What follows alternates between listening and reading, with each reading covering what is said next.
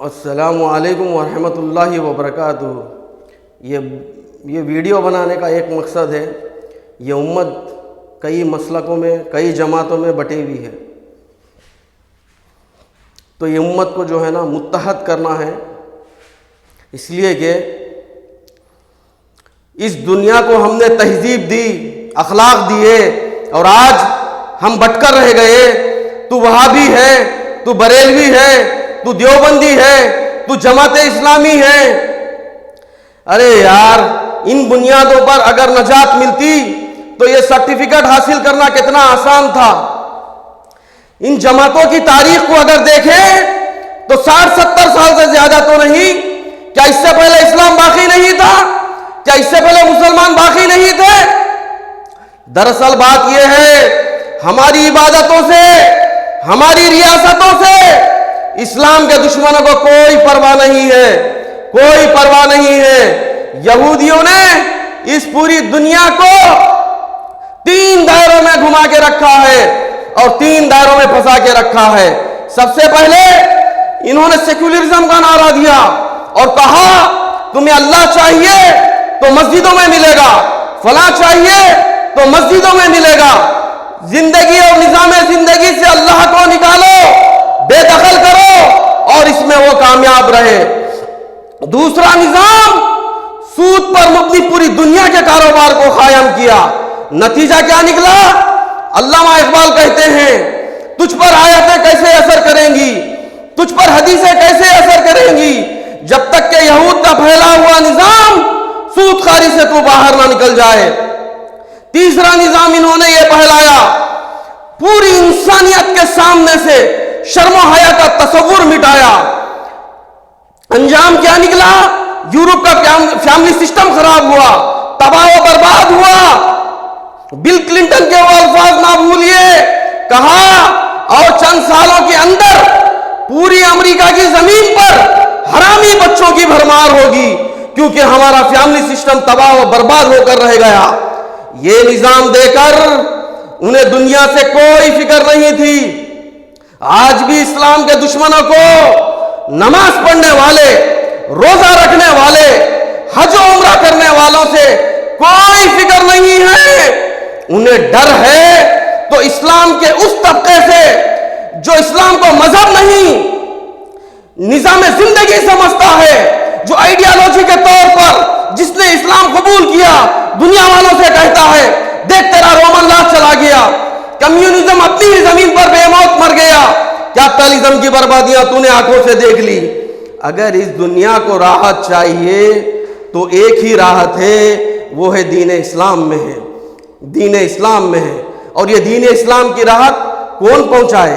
میں پہنچاؤں؟ آپ پہنچائے؟ آپ کی یہ امت پہنچائے؟ یہ تو بٹ کر بیٹھ گئی ہے، تباہ ہو کر رہ گئی ہے۔ پچھلے 90 سالوں میں ان ملکوں کو اللہ نے پیٹرول کی دولت سے مالا مال کیا، لیکن ان ملکوں نے اسلام کو پھیلانے کے بجائے، اسلام کی آئیڈیالوجی کو پھیلانے کے بجائے اپنے ہی منصب کو تھوپنے کی کوشش کی۔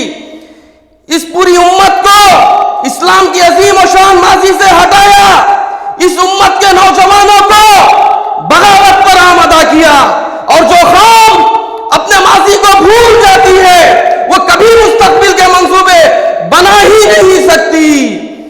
ہی نہیں سکتی۔ لہذا ہمیں توڑ کر اور ہلا کر رکھ دیا گیا۔ ہماری پہچان کیا بن گئی؟ تم 8 رکعت والے ہو یا 30 رکعت والے ہو، تم 1 طلاق والے ہو یا 3 طلاق والے ہو، تم چھلے والے ہو یا کانفرنس کرنے والے ہو۔ وہ ہاتھ کہاں باندھے گا؟ یہ ہاتھ کہاں باندھے گا؟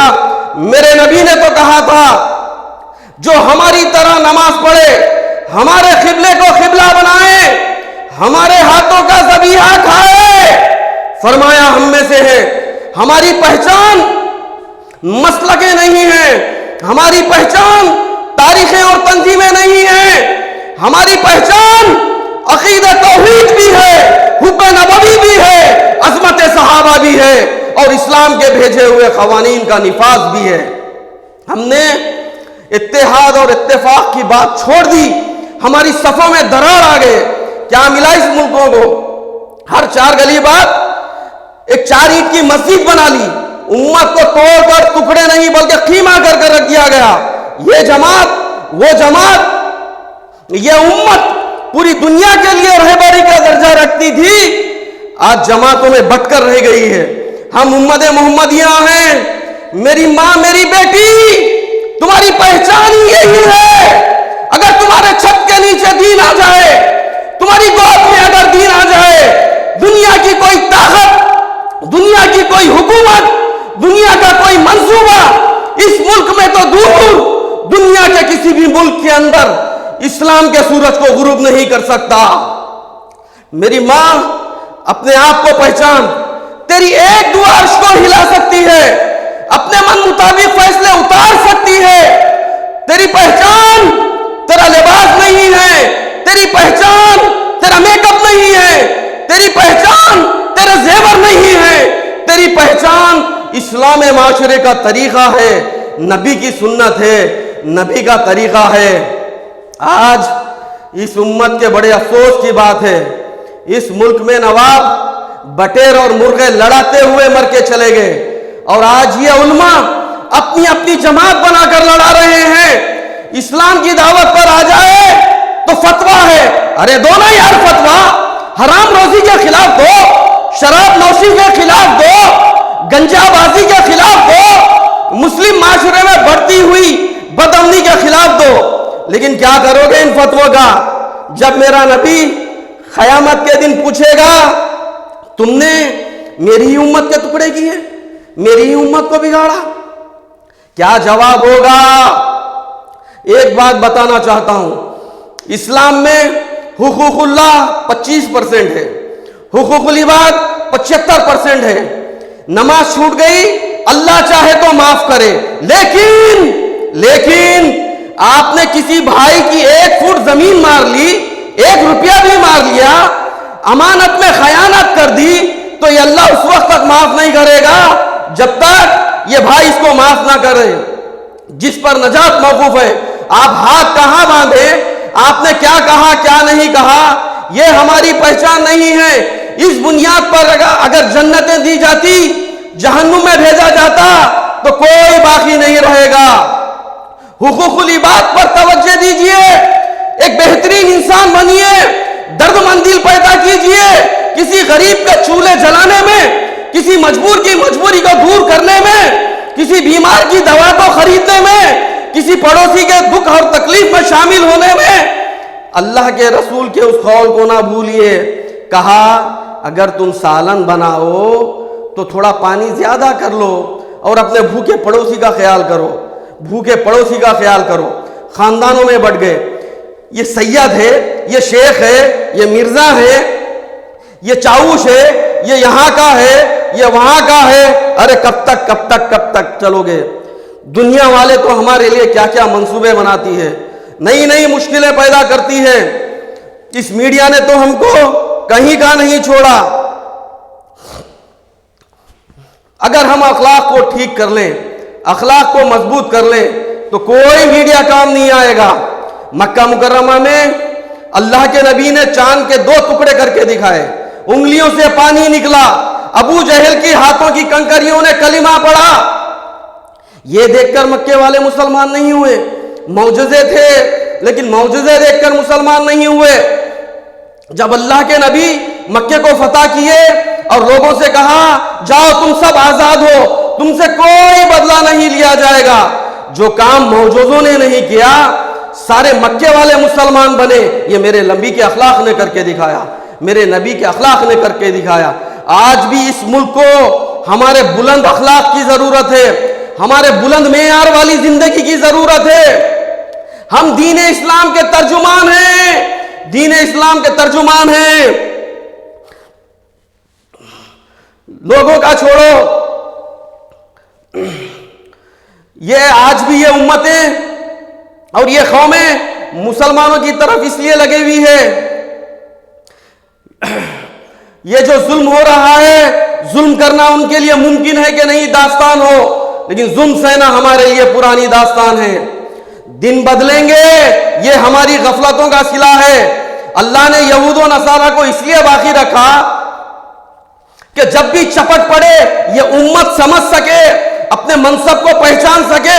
صفوں میں اتحاد لائیے, اتفاق لائیے, اور اتحاد یہ اتفاق ایک مضبوط دیوار ہو تاکہ کوئی ملا رہے, کوئی مفتی رہے, کوئی مفکر رہے, کوئی مہندس رہے, وہ کہیں کا بھی پڑا ہوا رہے, اس امت کے بیچ میں دراڑ لاتا ہے, اس امت کو توڑنے کی کوشش کرتا ہے, نہ تو وہ ہمارا ہمدرد ہے, نہ اس ملک میں مسلمان اور اسلام کا ہمدرد ہے.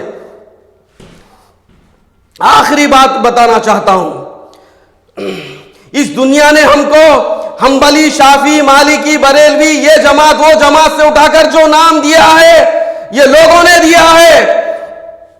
زمین و آسمان کا رب میرے اللہ نے تو ہمیں مسلمان کا نام دیتا ہے, مسلمان کا نام دیتا ہے. آئیے آج ہم عہد کریں کہ اس امت کو ہم متحد رکھیں گے, اختلاف ہم سے نہیں ہوگا, ہم اونچا اٹھیں گے, سینے کو کشادہ کریں گے, ہر ایک کو گلے سے لگائیں گے, اور اس ملک, اس دنیا کو یہ بتائیں گے کہ ہم اس ملک کے اندر جانوروں کی زندگی نہیں چاہتے جو تھوڑے سے پانی, تھوڑے سے چارے پر اتفاق کر جائے. ہم زندگی چاہتے ہیں. اگر اس ملک میں زندہ رہیں گے تو مساجد کے ساتھ, میناروں کے ساتھ, اذان کے ساتھ, قرآن کی تلاوت کے ساتھ, اسلامی ثقافت کے ساتھ اور شریعت مطہرہ کے ساتھ اس ملک میں ہم زندہ رہیں گے. قانون کی بات تو دور, اس ملک کے اندر, اس شریعت کے اندر ہم ایک حرف کی بھی تبدیلی برداشت نہیں کریں گے. یہ ہمارا عہد ہو, ہم نے کیا تو ہوگا, ضرور ہوگا, کیونکہ ہم اس ملک کے لیے آخری امید ہیں. اللہ سے دعا ہے کہ اس ملک کو پوری دنیا کے لیے قیادت کے قابل بنا کر یہاں کے مسلمان کو ایک بہترین نمونہ بنائے. اللہ تعالیٰ مجھے بھی اور آپ کو بھی اسلام پر قائم رکھے, اسلام پر ہی خاتمہ فرمائے. واخر دعوانا للحمدللہ رب العالمین.